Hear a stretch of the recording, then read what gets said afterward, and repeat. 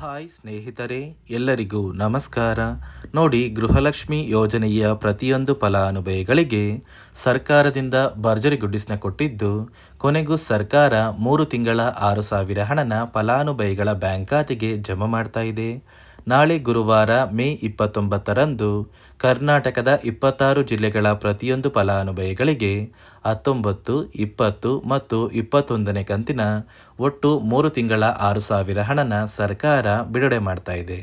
ಅದೇ ರೀತಿ ಸರ್ಕಾರದಿಂದ ಮತ್ತೊಂದು ಮಾಹಿತಿನ ಕೊಟ್ಟಿದ್ದು, ಗೃಹಲಕ್ಷ್ಮಿ ಯೋಜನೆಯ 2,000 ಹಣನ ಇನ್ನು ಮುಂದೆ 4,000 ಹಣಕ್ಕೆ ಏರಿಕೆ ಮಾಡ್ತಾ ಇದ್ದೀವಿ ಅಂತ ಸರ್ಕಾರ ಒಂದು ಮಾಹಿತಿನ ಕೊಟ್ಟಿದೆ.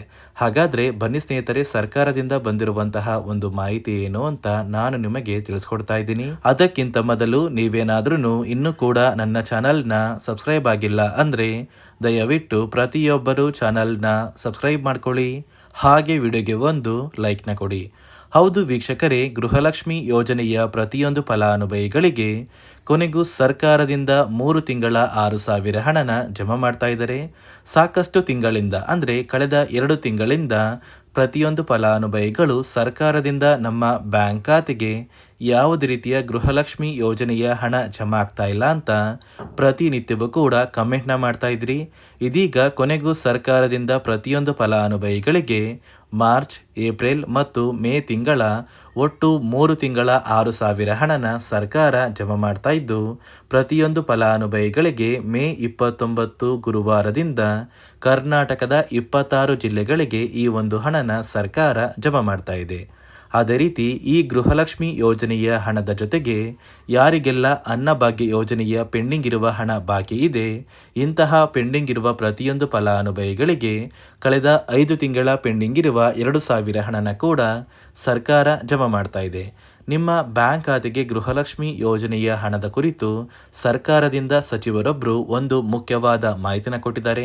ನೋಡಿ, ಗೃಹಲಕ್ಷ್ಮಿ ಯೋಜನೆಯ 2,000 ಹಣ ಏನು ಪ್ರತಿ ತಿಂಗಳು ನೀವು ಪಡ್ಕೋತಾ ಇದ್ದೀರಾ, ಈ 2,000 ಹಣನ ಇನ್ನು ಮುಂದೆ ಪ್ರತಿ ತಿಂಗಳು 4,000 ಹಣಕ್ಕೆ ಏರಿಕೆ ಮಾಡ್ತೀವಿ ಅಂತ ಕಾಂಗ್ರೆಸ್ನ ಸಚಿವರೊಬ್ಬರು ಪ್ರತಿಯೊಂದು ಫಲಾನುಭವಿಗಳಿಗೆ ಒಂದು ಮಾಹಿತಿನ ಕೊಟ್ಟಿದ್ದಾರೆ. ಹಾಗಾದರೆ ನೀವು ಕೇಳ್ಬೋದು ಸ್ನೇಹಿತರೆ, ನಮ್ಮ ಬ್ಯಾಂಕ್ ಖಾತೆಗೆ ಸರ್ಕಾರ ಹೇಗೆ ಪ್ರತಿ ತಿಂಗಳು 4,000 ಹಣನ ಜಮಾ ಮಾಡುತ್ತೆ ಅಂತ. ನೋಡಿ ವೀಕ್ಷಕರೇ, ಇಲ್ಲಿ ಸಚಿವರು ಕೊಟ್ಟಿರುವಂತಹ ಒಂದು ಮಾಹಿತಿಯ ಪ್ರಕಾರ ಮುಂದೆ ಬರುವಂತಹ ಒಂದು ಲೋಕಸಭಾ ಚುನಾವಣೆಯಲ್ಲಿ ನೀವು ಕಾಂಗ್ರೆಸ್ ಸರ್ಕಾರಕ್ಕೆ ಮತ ನೀಡಿ ಕಾಂಗ್ರೆಸ್ ಸರ್ಕಾರನ ಗೆಲ್ಲಿಸಿದ್ರೆ ನಿಮ್ಮ ಬ್ಯಾಂಕ್ ಖಾತೆಗೆ ಗೃಹಲಕ್ಷ್ಮಿ ಯೋಜನೆಯ 2,000 ಹಣ ಏನು ಬರ್ತಾ ಇದೆ, ಈ 2,000 ಹಣನ ಆ ಒಂದು ಚುನಾವಣೆಯ ನಂತರ ಪ್ರತಿ ತಿಂಗಳು 4,000 ಹಣಕ್ಕೆ ಏರಿಕೆ ಮಾಡ್ತೀವಿ ಅಂತ ಸಚಿವರು ಪ್ರತಿಯೊಂದು ಫಲಾನುಭವಿಗಳಿಗೆ ಮುಖ್ಯವಾದ ಮಾಹಿತಿನ ಕೊಟ್ಟಿದ್ದು, ಸದ್ಯಕ್ಕೆ ಪ್ರತಿ ತಿಂಗಳ ಹಣ 2,000 ಆಗಿದ್ದು, ನಿಮ್ಮ ಬ್ಯಾಂಕ್ ಖಾತೆಗೆ ಸರ್ಕಾರ 3 ತಿಂಗಳ 6,000 ಹಣನ ಬಿಡುಗಡೆ ಮಾಡ್ತಾ ಇದೆ. ನೋಡಿ, ಈ 6,000 ಹಣನ ನೀವು ಪಡ್ಕೋಬೇಕು ಅಂದರೆ ಸರ್ಕಾರ ಪ್ರತಿಯೊಂದು ಫಲಾನುಭವಿಗಳ ಒಂದು ದಾಖಲಾತಿಗಳನ್ನ 5 ಹೊಸ ನಿಯಮಗಳ ಆಧಾರದ ಮೇಲೆ ಮರುಪರಿಶೀಲನೆ ಮಾಡಿ ನಂತರ ನಿಮ್ಮ ಬ್ಯಾಂಕ್ ಖಾತೆಗೆ 3 ತಿಂಗಳ 6,000 ಹಣನ ಜಮಾ ಮಾಡುತ್ತೆ. ಹಾಗಾದರೆ ಬನ್ನಿ ಸ್ನೇಹಿತರೆ, ಸರ್ಕಾರ ಜಾರಿಗೆ ತಂದಿರುವ ಆ 5 ಹೊಸ ನಿಯಮಗಳು ಏನು ಅಂತ ಕೂಡ ನಾನು ನಿಮಗೆ ತಿಳಿಸ್ಕೊಡ್ತಾ ಇದ್ದೀನಿ.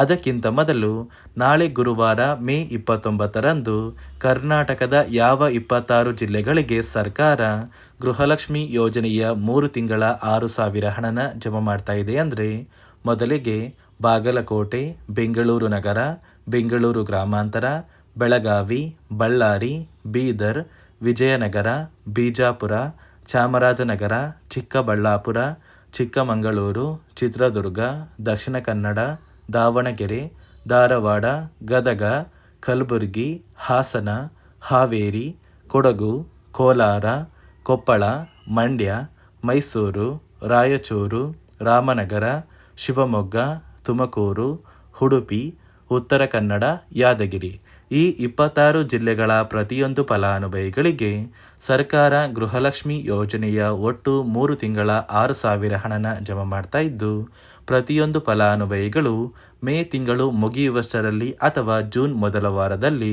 ನಿಮ್ಮ ಬ್ಯಾಂಕ್ ಖಾತೆಗೆ ಈ 6,000 ಹಣನ ಆದಷ್ಟು ಬೇಗ ಪಡ್ಕೋತೀರಾ. ನೋಡಿ ಸ್ನೇಹಿತರೆ, ಈ ಬಾರಿ ಸುಮಾರು 1 ಲಕ್ಷಕ್ಕಿಂತ ಅಧಿಕ ಫಲಾನುಭವಿಗಳ ಬ್ಯಾಂಕ್ ಖಾತೆಗೆ ಸರ್ಕಾರ ಗೃಹಲಕ್ಷ್ಮಿ ಯೋಜನೆಯ ಹಣನ ಜಮಾ ಮಾಡ್ತಾ ಇಲ್ಲ. ಕಾರಣ ಏನು ಅಂದರೆ ನಿಮ್ಮ ಬ್ಯಾಂಕ್ ಖಾತೆಗೆ ಡೆಬಿಟ್ ಮೂಲಕ ಹಣ ಜಮಾ ಮಾಡುವಂತಹ ಸಂದರ್ಭದಲ್ಲಿ ಸರ್ಕಾರ ಸಾಕಷ್ಟು ಫಲಾನುಭವಿಗಳ ಒಂದು ಬ್ಯಾಂಕ್ ಖಾತೆಗೆ ಹಣ ಜಮಾ ಮಾಡೋದನ್ನು ಕ್ಯಾನ್ಸಲ್ ಮಾಡಿದೆ. ಯಾಕಂದರೆ ಇತ್ತೀಚೆಗೆ ಹಣಕಾಸು ಇಲಾಖೆ ಜಾರಿಗೆ ತಂದಿರುವ 5 ನಿಯಮಗಳ ಆಧಾರದ ಮೇಲೆ ಪ್ರತಿಯೊಂದು ಫಲಾನುಭವಿಗಳಿಗೆ ಸರ್ಕಾರ ಈ ಒಂದು ಹಣನ ಜಮಾ ಮಾಡ್ತಾ ಇದ್ದು, ಯಾರೆಲ್ಲ ಫಲಾನುಭವಿಗಳು ಈ ನಿಯಮಗಳನ್ನ ಪಾಲಿಸಿಲ್ಲ ನಿಮ್ಮ ಬ್ಯಾಂಕ್ ಖಾತೆಗೂ ಕೂಡ ಹಣ ಜಮಾ ಆಗೋದಿಲ್ಲ.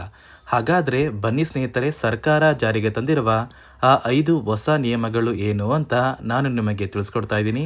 ನೋಡಿ ಸ್ನೇಹಿತರೆ, ಮೊದಲನೆಯ ಒಂದು ನಿಯಮ ಬಂದು ಸಾಕಷ್ಟು ಫಲಾನುಭವಿಗಳು ಹೊಂದಿರುವಂತಹ ಒಂದು ರೇಷನ್ ಕಾರ್ಡ್ ಏನಿದೆ, ಆ ಒಂದು ರೇಷನ್ ಕಾರ್ಡ್ನ ಮನೆಯ ಸದಸ್ಯರ ಪ್ರತಿಯೊಬ್ಬರ ಒಂದು ಆಧಾರ್ ಕಾರ್ಡ್ನ ನಿಮ್ಮ ರೇಷನ್ ಕಾರ್ಡ್ಗೆ ಕಡ್ಡಾಯವಾಗಿ ಲಿಂಕ್ ಮಾಡಿಸ್ಬೇಕು. ಅಂದರೆ ಈ ಒಂದು ಲಿಂಕ್ ಮಾಡಿಸುವಂತಹ ಒಂದು ಪ್ರೊಸೀಜರ್ಗೆ ಸರ್ಕಾರ KYC ಅಂತ ಕರೀತಾರೆ. ನಿಮ್ಮ ರೇಷನ್ ಕಾರ್ಡ್ಗೆ ಇನ್ನೂ ಸಹ KYC ಆಗಿಲ್ಲ ಅಂದರೆ ನಿಮ್ಮ ಬ್ಯಾಂಕ್ ಖಾತೆಗೆ ಸರ್ಕಾರ ಮುಂದಿನ ದಿನಗಳಲ್ಲಿ ಗೃಹಲಕ್ಷ್ಮಿ ಯೋಜನೆಯ ಹಣನ ಕ್ಯಾನ್ಸಲ್ ಮಾಡುತ್ತೆ. ಅದೇ ರೀತಿ ಎರಡನೆಯ ಒಂದು ನಿಯಮ ಬಂದು ಸಾಕಷ್ಟು ಫಲಾನುಭವಿಗಳು ಕಳೆದ 3 ತಿಂಗಳಿಂದ ಸರ್ಕಾರದಿಂದ ಬರ್ತಾ ಇರುವಂತಹ ಒಂದು ರೇಷನ್ ಏನಿದೆ, ಅಂದರೆ ಉಚಿತ ಅಕ್ಕಿ ಏನಿದೆ, ಈ ಒಂದು ರೇಷನ್ನ ಪಡ್ಕೋತಾ ಇಲ್ಲ.